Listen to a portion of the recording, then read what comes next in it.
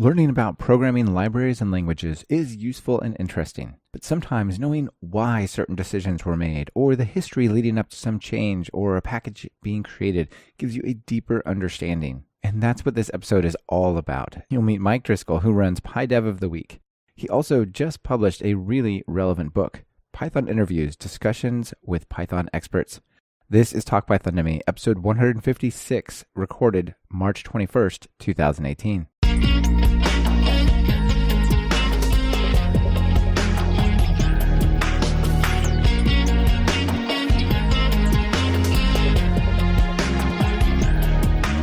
Welcome to Talk Python to Me, a weekly podcast on Python, the language, the libraries, the ecosystem, and the personalities. This is your host, Michael Kennedy. Follow me on Twitter where I'm at mkennedy. Keep up with the show and listen to past episodes at talkpython.fm and follow the show on Twitter via @talkpython. Before we get to our conversation, I want to tell you about a project I've been working on for the past 3 months. Do you remember Bob and Julian from episode 140, where we talked about the 100 Days of Code challenges and their projects around it? Well, since then, we've teamed up and created a new course, 100 Days of Code in Python. This course has 18 hours of video lessons and around 80 hours of guided exercise. That's 100 hours, one for each day. If you're considering doing one of these 100 Days of Code challenges, please have a look at our course over at talkpython.fm/100days. Now, let's get on to the interview. Mike, welcome to Talk Python. For having me, Michael. Yeah, it's great to have you here. I've been a fan of your Python Dev of the Week project that you've had going for a long time and things like that. How long has that been running? I think it's been going on now for almost 3 years. Yeah, that's pretty good. That's like 156 interviews or something on that scale, right? That's cool. Yep, that's correct. Yeah, nice, awesome. We're going to talk about some of the interviews you did, not necessarily for that project, but somewhat in the same vein as that, for this really cool book that you put together called Python Interviews, which I think is a great idea. But before we get to it, let's get started with your story. How did you get into programming in Python? Okay, so I started out with your traditional languages in school, like C++ and COBOL. I know COBOL isn't really that interesting anymore, but that was what I was learning back then. There was a part of time where it was really good consulting, right? People really needed COBOL to help the transition, right? Yeah. I do know a contractor who makes really good money doing COBOL for the government, so there's definitely jobs still out there for you people who want to learn ancient dead languages. I guess so. All right, so you started with those languages, right? And you studied comp sci in college? Yeah, I went for computer science, and then I transitioned to MIS. Then I graduated, and the dot-com bubble burst, and there were no jobs. Oh, that hurts. And you probably, while you were in college, you were like, oh my God, the jobs are so hot. I can't wait to get out there and like work with a place with like volleyball and massages and all the excesses of the day. Yeah, it sounded like it was going to be an awesome opportunity, and then I get out and I'm like, wow, I can't get a job anywhere because everyone has to have 5 years experience or more. Oh, that's rough. So what did you do? I actually worked kind of as a so-called webmaster doing front page based websites for an auction front company. Page of the product, right? Like the thing that looked a little like Word but made websites? Yeah, the Microsoft product that's now dead, but yeah, it created templates and it was kind of pathetic. Yeah, it was a really interesting take on how you make the web, and of course it was pretty typical of how Microsoft thought at the time. They don't do that anymore either. No, they don't. But anyway, I did that, and then the local county actually was hiring, and for some reason they ended up choosing me, and they said, we're transitioning away from Microsoft because every time we upgrade our VBA applications, like Office, it breaks all of our apps. And we want to go to open source, and the language that my boss had chosen at the time was Python. And so he said, you can learn Python or, you won't be able to work here. So I picked up Python on the job, and I got really good at it and basically fell in love with the language. That's really cool. What was your first thought when you kind of got that news? Well, I was pretty nervous because I was like, I studied all this stuff in college, and now I'm going to do a completely different language, which is very different than what they were teaching in college. And it was just like, whoa, transition shift, Yeah. It was a little trial by fire, but it worked out in the end. Yeah, that's awesome. And then after that, you pretty much have been just sold on Python? Yeah, I'm definitely a Python advocate. Yeah, of course. That's awesome. All right, so That's how you got into it. How about today? What do you do day to day? Currently, I'm working for an egg company that creates tools to actually kind of automate and track what you're doing when you're planting and when you're harvesting. And it can basically plant your corn or your beans or whatever down to the centimeter, depending on your GPS quality. And What's cool about that, yeah, I know.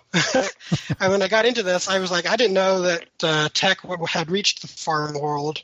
That's really amazing what they are doing now in agriculture and, in food produce. Yeah, one of the things I think is super interesting is just how diverse the uses of Python and programming are, right? Like, I suspect a lot of people, when they think of farming, they probably think of large farms. They probably think of like John Deere tractors and stuff doing their thing, but they probably don't think deep IoT and a lot of code and automation and all that kind of stuff, right? Yeah, I know I didn't. Yeah, I think there's actually some really cool stuff in IoT and farming for sure. Oh yeah, definitely. They're getting more and more connected so that you can track what you're doing on your iPad and the display in the cab and on your phone too. And everyone in the business or your relatives can kind of see how you're doing, basically. Yeah, that's cool. Yeah, there's a guy who was listening to this podcast and sent me a picture of like it being played or something while he was plowing a field in his John Deere tractor. It's like, yeah, man, I'm studying up while I'm working on the farm. I'm like, wow, that's really cool. So tell us about the app that you work on. What I actually work on is the testing of the applications that we work on for the agricultural company. So I write Python that uses a tool called Squish that connects to the C++ embedded application that we've written, and it'll actually instrument it and be able to press any buttons or grab any information out of it. And it allows us to test all of our different configurations and do the buttons exist when they're supposed to or not, because we have permissions related to the type of owner or operator who's using the tool, stuff like that. Basically, it gets pretty complicated. We have probably 300 or 400 tests just for the UI, not counting all the unit tests and other things underneath the covers. Right. Yeah, that sounds pretty awesome. It sounds like a fun project. Yep. Yeah. So let's talk about some of your books. So we talked about the Python Dev of the Week project, which is on the web, but you've written a number of books, right? Yeah. My audience for my blog had been encouraging me for a couple of years to write a book, and I finally took them up on that and wrote Python 101, which was pretty well received. I did a Kickstarter for it to help and get some publicity and just to see if there was any interest in it. And that was by far the book that got the most interest of any of them that I've written. And people are still buying it and reading it and telling me that they like it for the most part. Yeah, that's really awesome. So I definitely think these, like, if you look at what people are interested in, it seems like it might be most amazing to write some really advanced book, but it's really the foundational stuff that actually most people are interested in, right? Like if you wrote the internals of Async IO, even though it might sound cooler than Python 101, like it wouldn't be the same, right? Yeah, I've noticed that with the more specific topics you get, the smaller the audience chunk is, because there are just less people that are going to be interested in that specific topic. Yeah, for sure. So I think launching it on Kickstarter was a really good idea. I launched my training company on Kickstarter as well, and it just was really surprising, but it really took a lot of the edge off. Like after a week, you're like, okay, there's enough interest in this for me to pursue this project that it's not just me thinking of an idea and going, I hope it's good. We'll find out in 6 months. But you put it up there, people like commit to it right away and give you feedback, and it actually guides a little bit of what even you might build, right? Yeah, that's actually why I liked Kickstarter, is that I got to work with the people. My early readers got to have feedback early on in the process, and I was able to actually take some of their ideas and be like, this is awesome. Let's add this to the book, or let's add that to the book, or this actually isn't a good idea to talk about. Nobody's interested in this topic. Yeah, that's really, really cool. So then you also did Python 201 Intermediate Python, right? Was that also on Kickstarter? Yes, it definitely was, and it got a lot of interest as well, although maybe not as much as, of course, the first one. But a lot of people thought it was really interesting, and they took it as a good stepping stone to the next level, I think. That's cool. One that you did that's really sounds super interesting to me these days is WX Python Cookbook and recipes. Yeah, so the WX Python Cookbook, I've been working with that community practically from the beginning of my time starting with Python. And I thought, I've written a lot of recipes on my blog. I should clean those up and write some new ones and create a book around it. And so that's kind of what I did. And then Apress came along and said, hey, we like that book. We want to compete with Pact. Could we, license it and give it our brand and call it Recipes instead of Cookbook? And so that's interesting. That's kind of how that ended up happening. Yeah. So is this cover the WX Python Phoenix, or does it predate that? And how different are those? Yeah, it does cover Phoenix, which is now WX Python 4, actually. I tried to do both 3 and 4 when I wrote the cookbook itself. And then when Apress came along, I kind of updated it. So most of it is just for 4, but I did leave a little bit of legacy code in there to kind of show the difference. The big things that have changed is that Robin Dunn, the creator of WX Python, switched from Swig to SIP. And so the layer between Python and C++ is thinner, and it makes doing Python 2 and 3 a lot easier for him. But otherwise, it's just like, he deprecated some certain naming conventions and just little things that have bothered him for, who knows how long, probably a decade. And now he's finally gotten it nicer. Yeah. Yeah, that's cool. All right. I want to talk about your main book and really dig into that one. But you have one that also was on Kickstarter. I know because I backed it. And I don't know if I think the Kickstarter's done, right? Called Report Lab. Want to tell us about that? Yes, that Kickstarter is over. Okay, cool. How'd it go? I thought it went okay. I thought it might be a little bit more interest in the WX Python one because my Report Lab articles on my blog get way more hits than my WX Python ones do.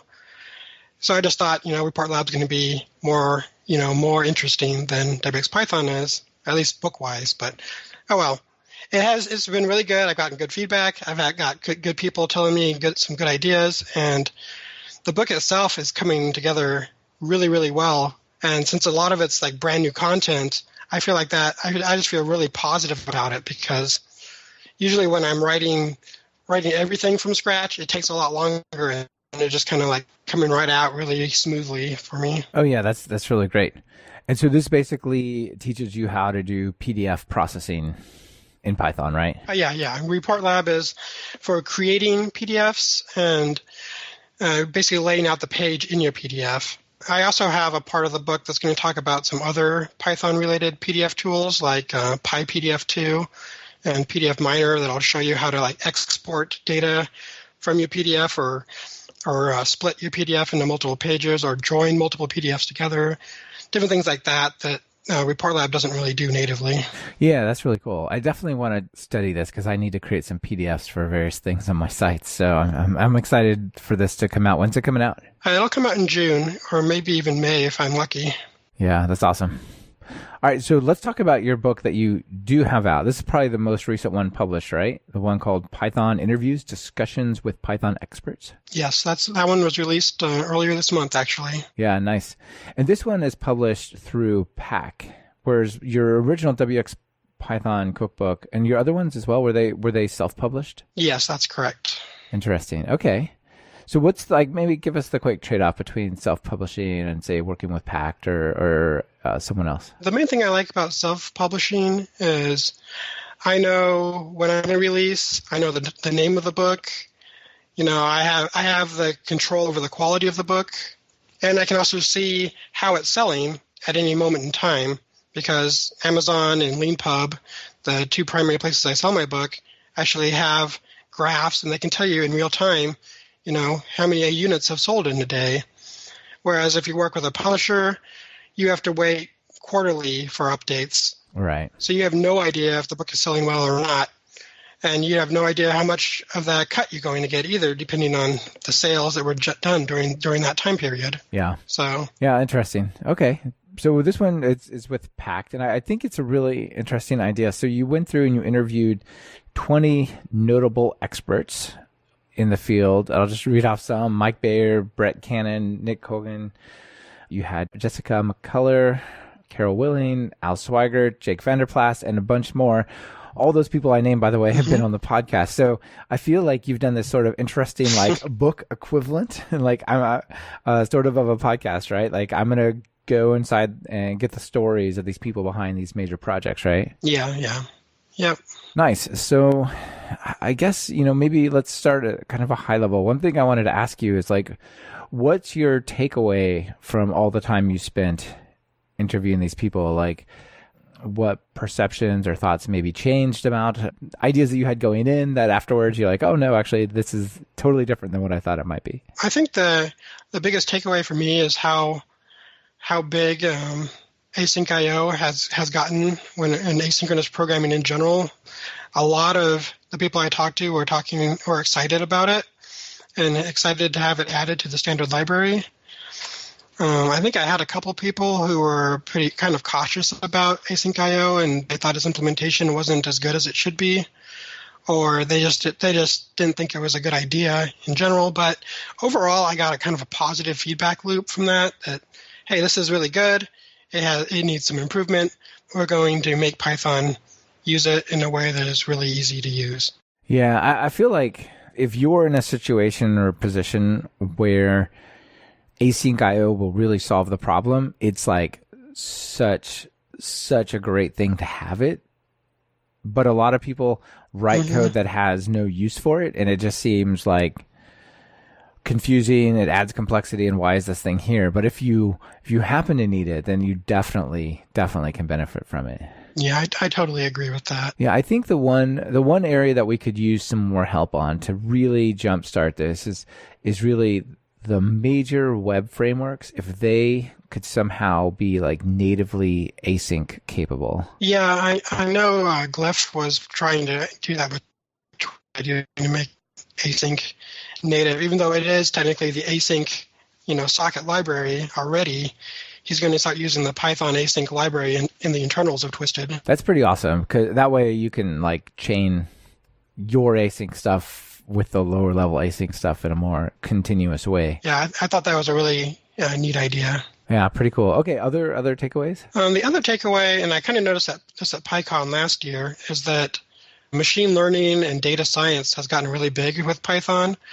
And so there was a lot of excitement about that and how Python is just kicking butt in that sphere, in that business area, and it's bringing in a lot of new people that don't really know Python at all or programming in general, and they're getting introduced to Python, which I think is really cool. Yeah, I think it really has opened up a whole nother aspect. And you're right, it is a big theme in the book from what the people talked about. So what I want to do is just go through and we'll pick out a couple of the folks you interviewed and some of the things that I found notable in your conversation with them from the book. And maybe we could just touch on those a little bit. So there's 20 people here, and we can't go through all 20 of them, I don't think, unfortunately. So if people listening, if I don't cover your thing, it's not that I didn't like it, just like I ran out of time. So time and space. So let's start with one of the core developers I really like, Brett Cannon. So yeah, Brett, he lives sort of in my neighborhood, if you think globally and define a sufficiently large neighborhood, sort of the Pacific Northwest area anyway.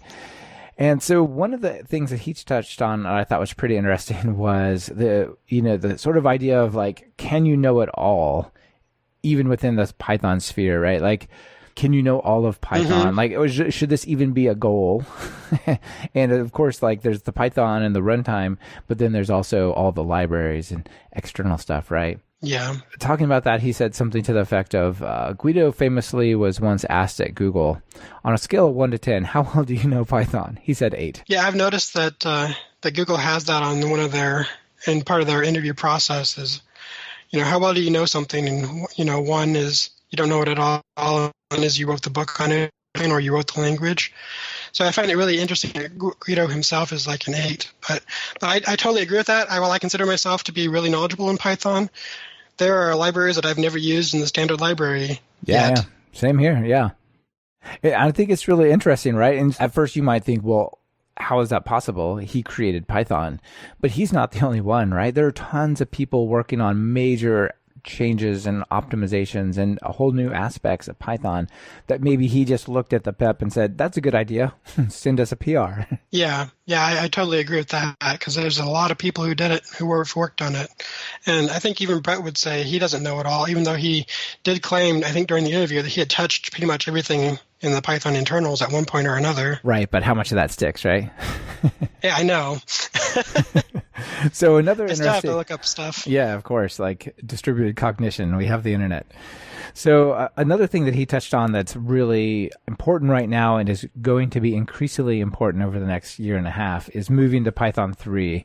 He said, I hope people realize that you can transition to Python 3 gradually. It doesn't have to be abrupt or painful. And he referenced the Instagram thing where that was actually at the keynote at, what was that, 2017? PyCon 2017? I think it was. Mm-hmm. Definitely in Portland. Yeah, I was actually doing this at work last year. I was trying to transition our automated test framework from Python 2 to Python 3. And it really wasn't that bad. I got the code working, but I wasn't able to get all the tooling to work because of issues with our vendor. But it really isn't that painful. I thought it was actually fairly easy, and we have, probably 10,000 lines of code or more just in that testing framework. So yeah, I think to me, when I look at the changes, I'm like, none of these are major. They're really, really not. The one place where it gets really kind of tricky is at the network layer, where you're trying to sort of switch to Unicode versus bytes and strings and all that. But other than that boundary, it's really not that big of a deal. I think part of the major challenge for people is we have this huge thing. It's working. Please don't touch it. Yeah, I agree. The issue that I think we found the most painful was writing binary files out, and we were using byte strings, and we had to convert one way or the other, and that was a little bit trickier in Python 3 when I wasn't expecting it.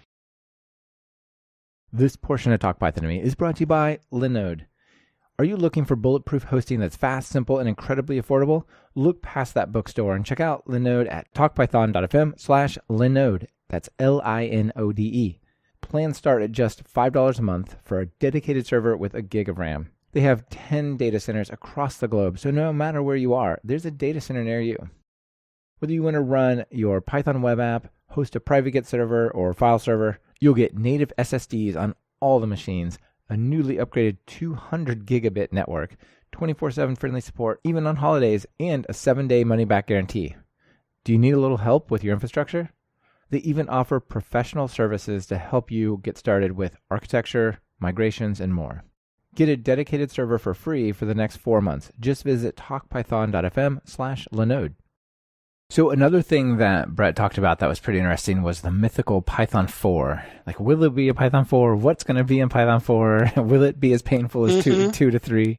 Yeah, so he had some interesting ideas. Obviously, it's not going to be any sort of thing like going from Python 2 to Python 3, but he talked about some things like switching to a tracing garbage collector instead of reference counting to help with things like parallelism and stuff. And this parallelism is another theme that actually came up a lot in the book, basically taking advantage of multi-core processors. Yeah, there was several people who were bringing up that topic and how Python is usually kind of given a black eye about being too slow in a lot of cases, when in actuality, if you use it correctly, you can get a lot of speed out of Python.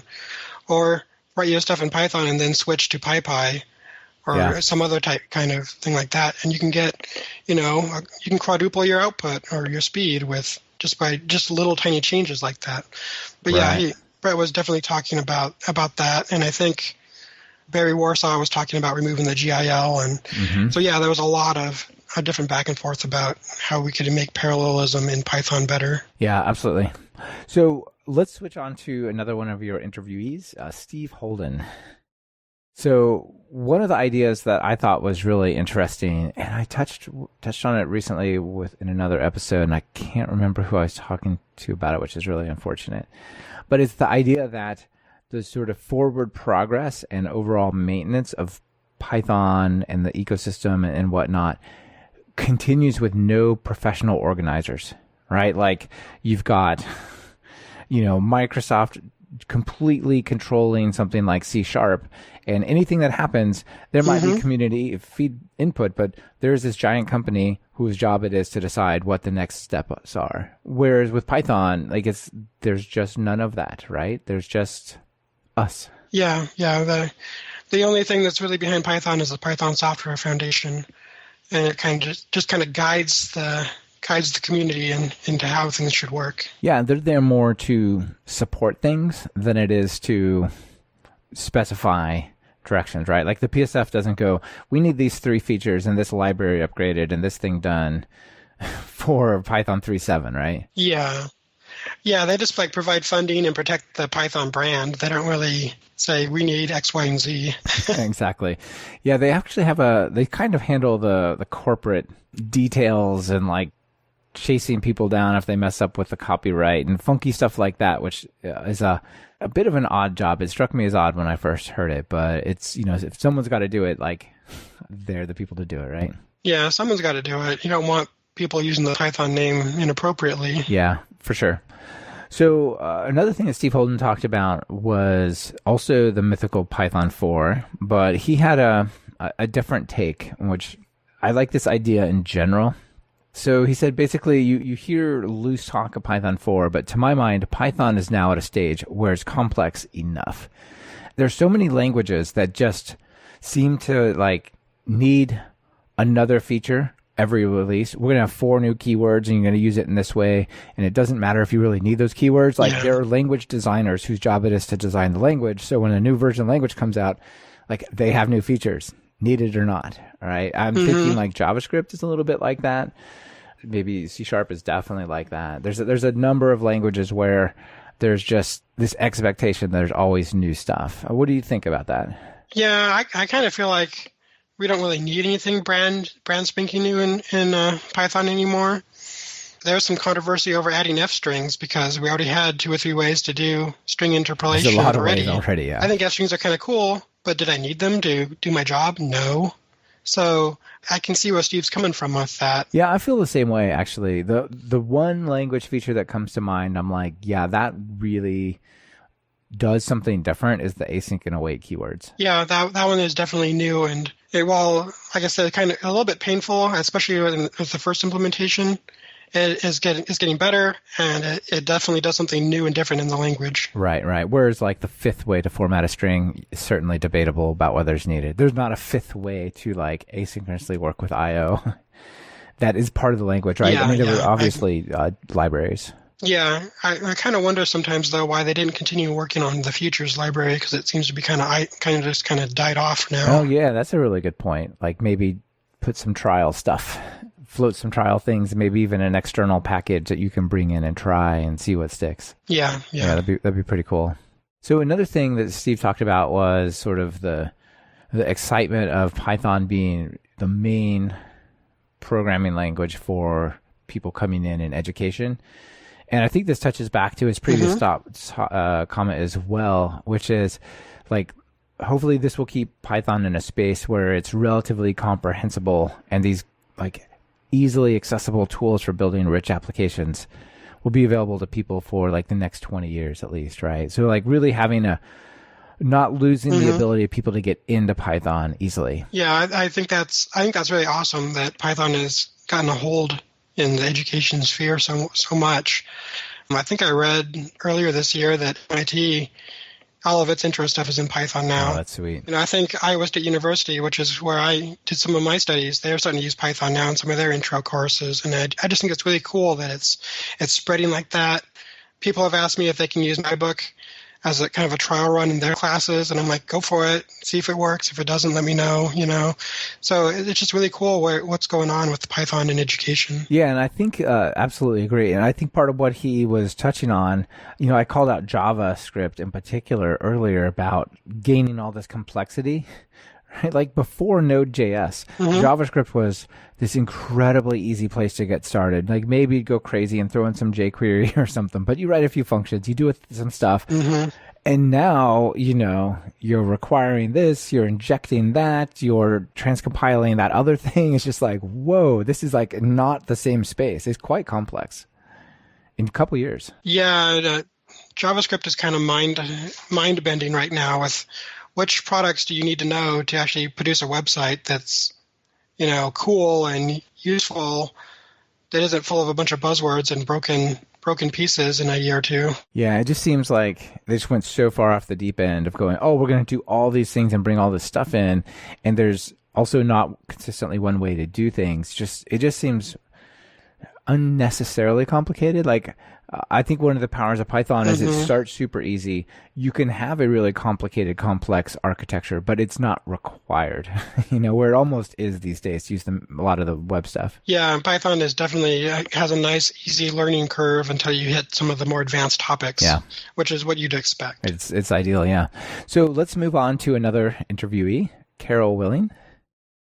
So she ran the PSF for a while, and she's done a bunch of cool stuff. And I think the first thing that I noticed from your conversation with her was the concept of Python as a mosaic. And this was really laid out super clearly by Jake Vanderplas at PyCon 2017 at his keynote, where it's just these people are coming from all these different disciplines. And you touched on this as well at the beginning, that like all these different ways and types of programming and areas of programming are coming into Python and probably making it stronger for giving it these different perspectives. Yeah.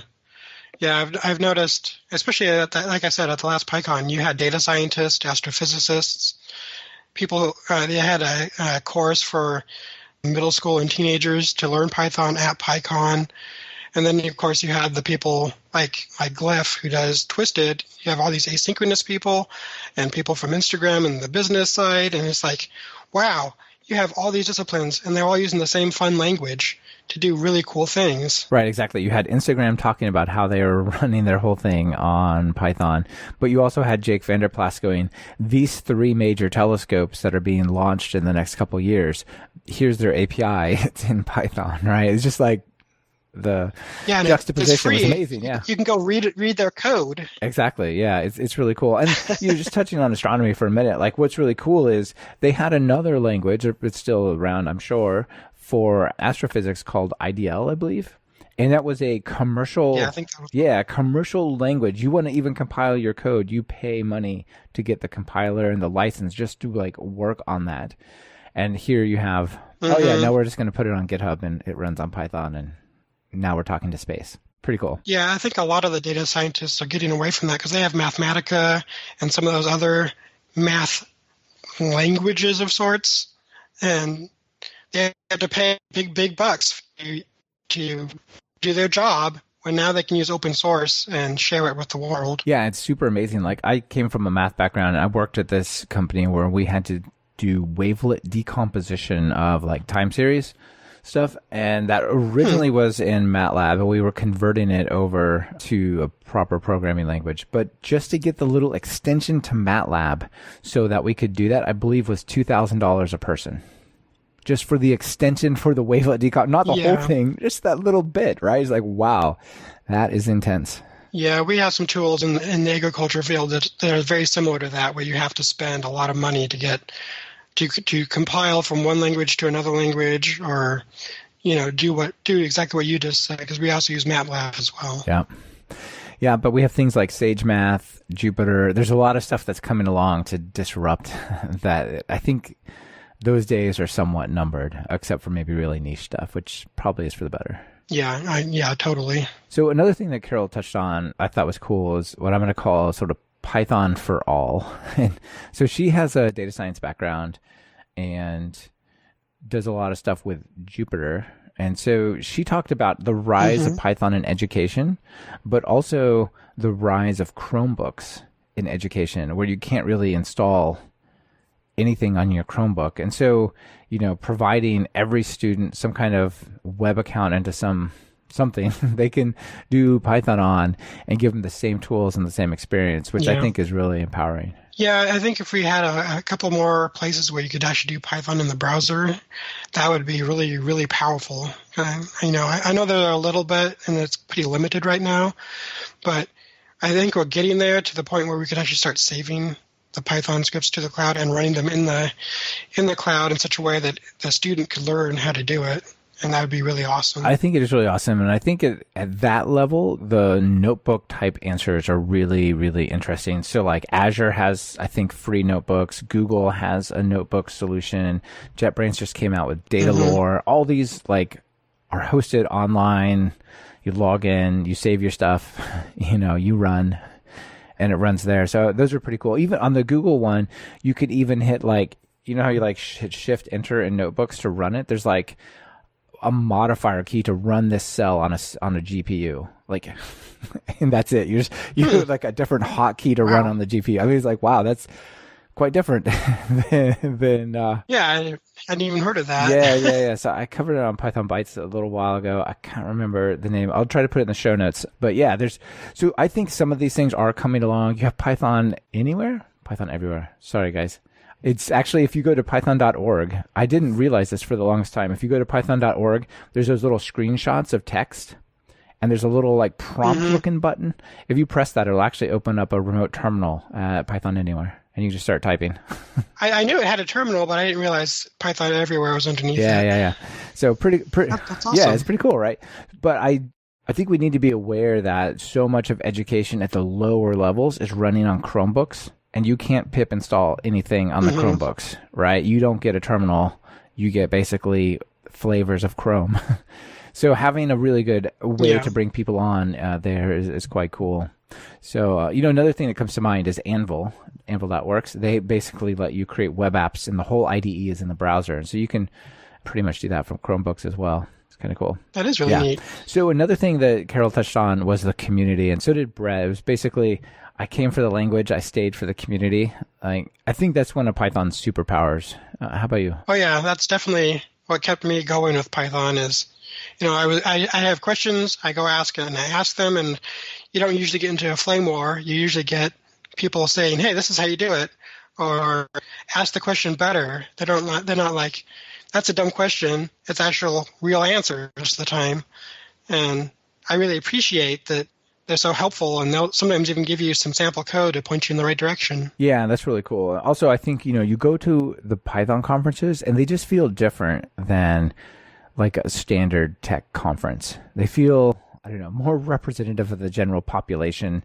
People seem quite open, and, just the whole community seems to really carefully nurture that aspect more than other communities I've been part of. Well, what I really liked about it is that you'll sit down at a table with a bunch of strangers, and you'll be surrounded by people who are just starting Python, or people who are like working for major companies. Like I sat at a table with Apple and Pixar and major school, university, and I'm like, wow, I wasn't expecting to sit with these kind of people today. Yeah. Yeah, that's awesome. They're all friendly. Yeah, it's really, really cool. Definitely. So opposite of superpowers, maybe one of Python's weaknesses, and I've been on a bit of a rant about this as well lately, but Carol talks about, we need a better story for mobile. And I'll throw desktop development in there as well. There's Kivy, which does let you create apps, but it's not the same experience as, storyboards and Xcode stuff, or, the IDE and Kotlin for Android, things like that. Yeah, Python really doesn't have much besides Kivy, and I think Toga is the other one that I've heard about but haven't actually tried. But yeah, there's basically nothing besides those two, and maybe some like underlying libraries that Kivy relies upon. And it would be awesome if... Does that shock you a little bit? Yeah, it does, and it kind of bugs me that happened. And who was it? I think Alex Martelli said that Guido had tried to talk to the people at Google when he was working there to get them to include Python. Right. And Andy Rubin, yeah. And the guy was like, we don't need more than one language for Android. Java's amazing, so we'll do that. And I'm just so disappointed that Google decided to do that, Yeah, it really is unfortunate. I don't know, it just seems strange to me that there's such a hot development space and there's just not really an answer for it. And I think it's a couple of things. I think it's a little bit of the myth of boiling the frog slowly in the hot water type of thing. In that, like, it's even hard to just take your Python application and give it to anybody, like, say, on Linux or Windows or whatever, and go, here, double-click this.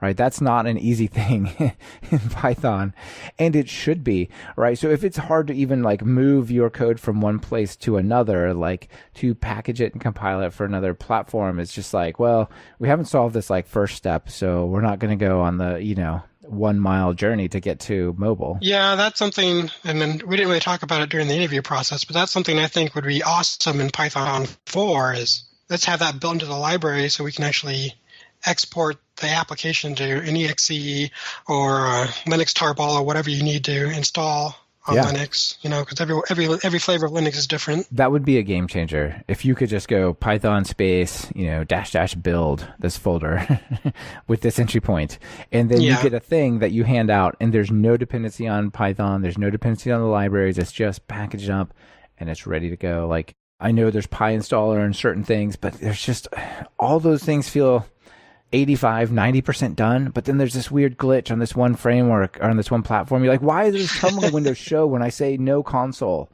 Like, it's just, just stuff like that makes me crazy. Yeah, those things are pretty aggravating. I think the Windows executables that they create are probably better than, I've had better luck with that than I've had with any of the other platforms so far. But it seems so fundamental that like, I want to build a program and give it to someone else. Like, why is that not one of the first things that is like super focused on? I want to build a program and distribute it, right? I know. It bugs the heck out of me when I first started learning Python was how do I do this? Yeah. And it took a while. It took a lot of trial and error to get it to work right. You can do it. I mean, it has just lots of sharp edges though. So if I can put in a vote for what is a major feature in the next version of Python, whether that's 4 or 3.8 or 3.9 or whatever, like make this packaging thing just absolutely a non-issue. A binary comes out, you hand it off, it runs, and all the, maybe you got to build it for each platform. I don't care. That's fine. But something you can send out, right? Yeah, I totally agree with that. That'd be wonderful. All right, 2 votes. I'm sure it's going to happen now. Fingers crossed, anyway. So you already spoke about Glyph. Let's talk about Glyph, Leifowitz. So one of the things he talked about, and this was also touched on by Guido in the PyCascades keynote, which was in this past January, the transition of Python 2 to Python 3 as it was sort of managed by the core developers and the PSF and just generally. And I think the main takeaway was they didn't realize how popular the thing they had created was and how much code was already in place. So basically how much would have to be migrated. Yeah, there's a lot of legacy Python 2 code. I've been doing Python since like 2.4, I think. And Python 3 came out like 2 or 3 years after I started doing Python. And I've never worked in my 12 years of doing Python in a company that actually uses Python 3 regularly. Everything uses Python 2. So what do you think about the 2020 end of life date? Do you think that's going to make a big difference for you guys? If I'm still at my company, I'm going to make sure we're already on 3. But there are a lot of companies where I can see where they're like, it's going to cost a lot of money, and we're just going to keep running this code until we have to for security reasons or some other monetary reason. Yeah, I wonder how well managed that's going to be versus how like headline driven it's going to be.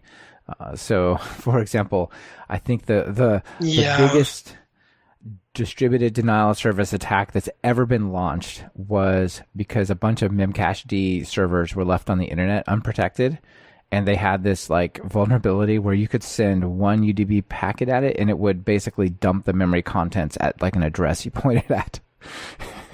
So you could get like a 50,000 multiplier of like your bandwidth against, there's just like thousands of these on the internet that somebody pointed at GitHub and went after it. Somehow GitHub survived actually. But anyway, if there's something like that and you're like, oh, you just do this to all the Python 2 things running and you own it. Or, you look at Equifax or something like that, right? One of these really bad sort of headline driven things that would possibly get people's attention above the developer level. Yeah, I think that's what's going to be, unless they can just like kind of sneak it in, a lot of developers are going to be stuck with Python 2 for a long time. And, it's a good language, but they really need to move to Python 3 if they can. Yeah, absolutely. And it's increasingly, there's a lot of things that are inaccessible to Python 2 developers, API star, Django 2. There's just a bunch of things that are coming along that are only Python 3, which is an interesting twist because the story is to be told exactly in reverse why you stay on Python 2. Yeah, we're finally at the point where Python 3 is getting all the tools and all the tooling, and it's not always getting backported to 2.7. So, if you want to use the new cool stuff that the cool kids are using, you got to go to Python 3 right now. Yeah, for sure. So another thing that Glyph touched on was a little bit of a similar ideas that you and I were just talking about with packaging, and said like one of his main thoughts of where he thinks Python should go is to make pip, to get away from using pip as a tool for installing apps for users. And also touched on just the GUI, like there's not really any built-in way to create a Python GUI, be it mobile or be it desktop. So I don't know what else to add to that, but we've kind of, just one more voice. Like maybe he's a third vote for us in this this packaging story. Yeah, tkinter it's still kind of ugly, but I will say it has gotten a lot better than it was when I first started using it. Yeah, I've definitely seen a few examples recently, like, oh, that's actually not as bad as I remember it. But it doesn't feel like, wow, this is an amazing UI framework that I just can't wait to build my apps on. It seems like, well, it's not as, I guess I could live with that, and it's probably not where you want it to be. What's funny is they added a new library called TTK to it, and there was like no advertising, no nothing, so I didn't even know it had improved a lot. Yeah, I didn't either. And I don't think a lot of people realized that. Yeah, the only way I found out was I complained about it, and somebody said, hey, I made some pretty good-looking apps with it, and sent me some GitHub repos. I'm like, those are good-looking apps, really? Oh, interesting. Another person you spoke to was Doug Hellman, who does the Python module of the week. And he's been doing that for 10 years. That's a pretty interesting series. His website is pretty good. I used to use it a lot for when I needed to look up something. Yep, it's definitely cool. So, another thing, Doug mostly works on cloud and OpenStack and things like that. But, just keeping with this theme, like the main takeaway from your interview with him was that we need better packaging. Right, we still need another way. But his take was that this is not directly related to Python itself, but it'll get into all the tools like setup tools, Twine, Wheel, Pip, Warehouse, and so on. Yeah, it would be really nice if we had a common base framework to just make all those tools work the same way, and we'd have a unified way of distributing and packaging our applications. Yeah, definitely. We could have an entire show on that, but I don't know. I don't really like to complain without providing the answer, like at least a suggested, like, this is bad, here's a possible solution. But yeah, I think the packaging thing would really make a huge difference. I was just going to say, I keep hearing good things about Briefcase, but I've not used it myself.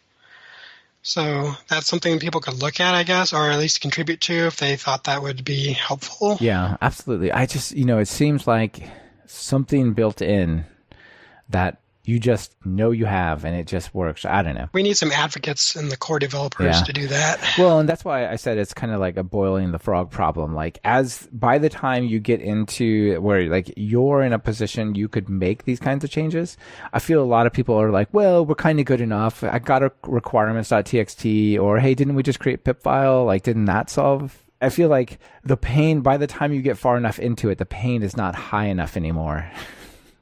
But if you go and you like teach a little 1 week workshop at a high school, and the kids say, well, how do I share this with my friends? Well, you can't share this with your friends. I'm sorry. Like, I mean, that's almost the answer. Not quite, but can you tell your friend to go like download Python from python.org, change the path, pip install the stuff, and then run? Like, that is a large step if that's a 12-year-old kid, right? Yeah.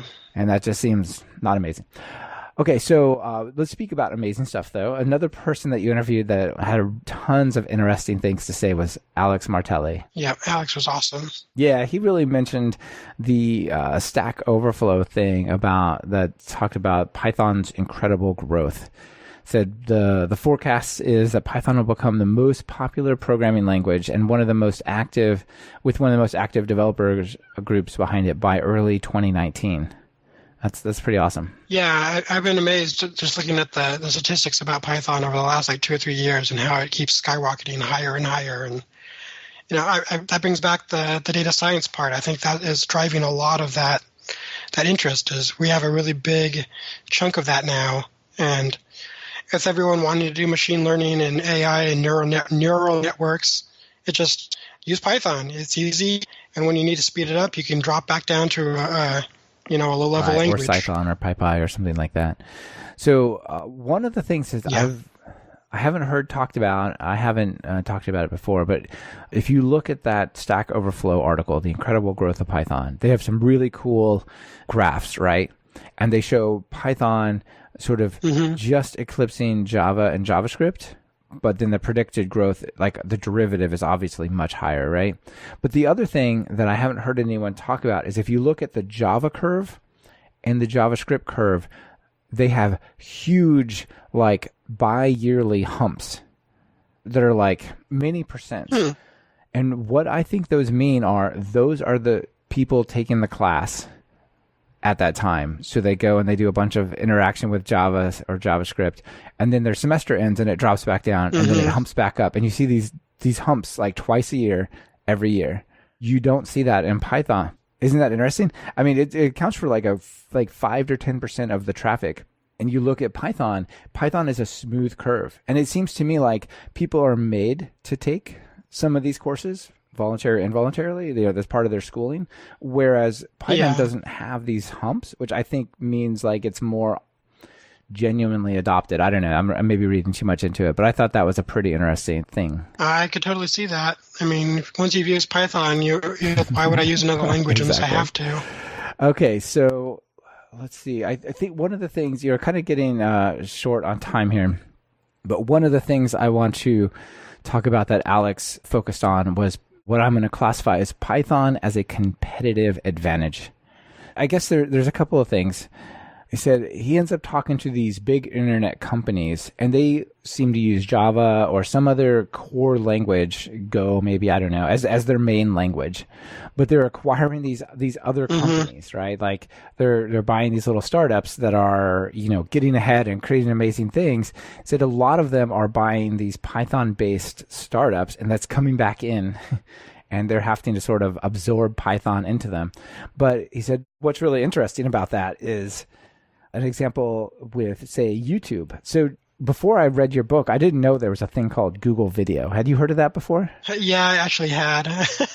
I used it briefly. Yeah, so Google Video was this thing that was a YouTube competitor or something to that effect, right? And Alex was at Google at the time. I think he still is. Anyway, he said Google Video kept losing the feature battle to this tiny startup just a few miles away. Each time this little startup unveiled a new successful feature that the customers liked a lot, our engineers would scramble to pick up something similar in a few months, right? And they said they were basically amazed that these 20 guys were outclassing hundreds of engineers at Google. And of course, he said, well, the reason they were so productive was they were using Python and Google Video was using C++.